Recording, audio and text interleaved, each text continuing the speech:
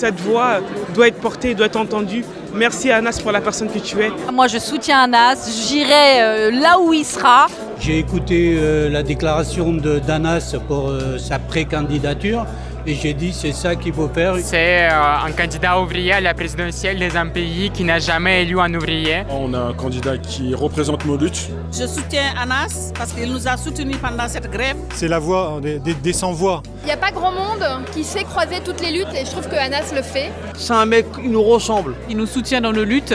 Il touche profondément les personnes qui sont en galère, c'est-à-dire ceux qui travaillent. C'était le feu, ce meeting, il y avait une tribune de dingue.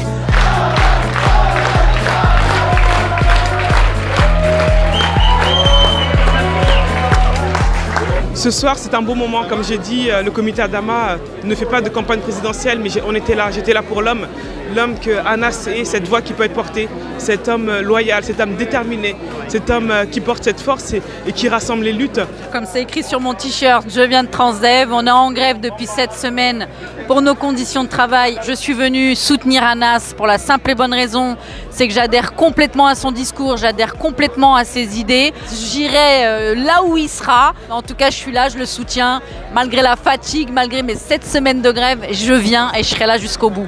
J'ai écouté la déclaration d'Anas pour sa pré-candidature et j'ai dit c'est ça qu'il faut faire, une candidature de rupture aujourd'hui alors que tout le monde va dans l'institutionnel, dans le ronron, dans le bisounours. C'est discours internationaliste, véritablement prolétarien. Je n'avais pas entendu dans des discours de campagne de l'extrême gauche expropriation et tous ces termes. Je suis très content.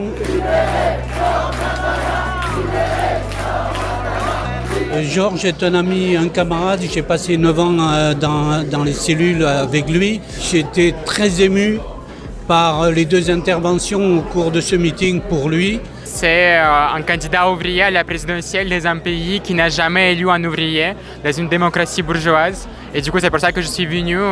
Ça m'a paru important de le soutenir. C'était vraiment incroyable de se retrouver sur cette scène-là. Et j'espère que c'est une annonce de vraiment un mouvement qui serait anticapitaliste, antiraciste, qui serait féministe. Je suis vraiment contente que des figures à la tête de ce mouvement, ce sont des ouvriers, ce sont des grévistes, ce sont des femmes, ce sont des personnes racisées. C'est un homme qui est plein de convictions. C'est un homme qui a l'esprit révolutionnaire, un homme d'action, un homme de terrain. On a un candidat qui représente nos luttes, qui n'a pas la langue de bois, qui rentre dans le tas. Et je pense que c'est ce que la France a besoin en réalité. Je soutiens Anas parce qu'il nous a soutenus pendant cette grève. Il a été du début jusqu'à la fin et nous aussi, moi aussi, je serai là du début à la fin pour Anas. Révolution permanente pour tout le monde. Anas, pour moi, c'est la voix des sans-voix qui peut porter la voix des travailleurs, de tous ceux qui souffrent au quotidien au travail. Je trouve qu'il crée des liens entre les travailleurs et les quartiers. Il nous rappelle qui sont les travailleurs, qu'on les a fait venir pour travailler. Et il s'empare de la lutte sur le terrain. Il n'y a pas grand monde qui sait croiser toutes les luttes et qui essaye de réunir toutes les luttes. Et je trouve que Anas le fait et qu'il le porte avec beaucoup de talent. Moi j'ai connu Anas Kazib sur la grève des retraites. On s'est battu avec lui à ses côtés. On a fait 2 mois de grève. Ouais, c'est un mec, il a un franc-parler d'un vrai syndicaliste. Et nous, on sait que c'est un mec qui a des vraies valeurs. On est content d'être là aux côtés d'Anas aujourd'hui parce qu'il nous soutient dans nos luttes. Dans les luttes contre les violences policières, c'était très important aujourd'hui qu'on soit là. On a des problématiques qui sont relativement très graves, surtout en Guadeloupe. Problème d'eau, problème de chlordécone, problème d'hôpitaux. En plus, maintenant, on nous rajoute le problème avec Claude Jean-Pierre des violences policières. Tout ça, c'est une convergence de lutte qui est essentielle et c'était essentiel pour nous de soutenir les gens qui nous soutiennent également. On est venu de Moselle, on est venu avec les camarades de l'usine. On a pris un minibus pour l'occasion et tout, parce que pour nous c'était important. Nous les Néo-Herbes, on suit beaucoup ce qui se passe avec Révolution Permanente. Moi je suis militant à Révolution Permanente aussi. Et maintenant le prochain objectif avec les camarades, ça va être de monter des comités justement pour la campagne d'Anas. Et ça va être de militer cette campagne, d'organiser des réunions publiques de même type. Parce que là c'était le feu. C'était le feu ce meeting, il y avait une tribune de dingue. Avec Assa, avec tout le monde, c'était impressionnant de ouf. Je suis un salarié de SKF à Vallon. Malheureusement, on est en PSE qui se termine fin 2022. Et donc il y a 145 salariés qui vont être mis à la porte. Et dans le discours d'Anas, j'estime que le message qu'il porte est quelque chose de nouveau parce qu'il touche profondément en fait les personnes qui sont en galère, c'est-à-dire ceux qui travaillent. Si on avait la chance d'avoir ce message-là qui fait écho également dans les petites communes, dans les villes moyennes que M. Macron veut impérativement sacrifier au bénéfice des grandes agglomérations, je pense que ce mouvement-là ferait vraiment peur au capitalisme. Moi je suis adhérent depuis le départ. Dès que j'ai su qu'un nouveau parti qui s'intéresse à vraiment ce qui se passe dans la vraie vie, je suis parti dedans, les yeux fermés.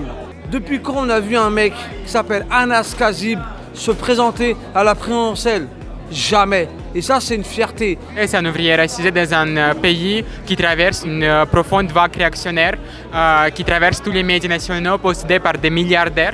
Sa présence dans le paysage politique et médiatique actuel, elle est nécessaire. Ça a une résonance pour moi qu'il faut relayer au maximum. C'est un vent de fraîcheur. La France est multiculturelle, donc il n'y a aucun problème à ce qu'un enfant d'immigré, un enfant racisé, puisse se présenter aux élections présidentielles.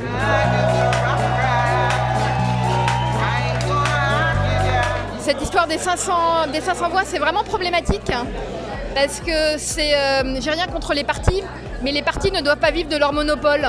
Et les 500 voix, on voit que c'est finalement un système qui permet aux partis qui sont en place d'instaurer et qui ne permet pas à ceux que le peuple veut faire monter de faire monter.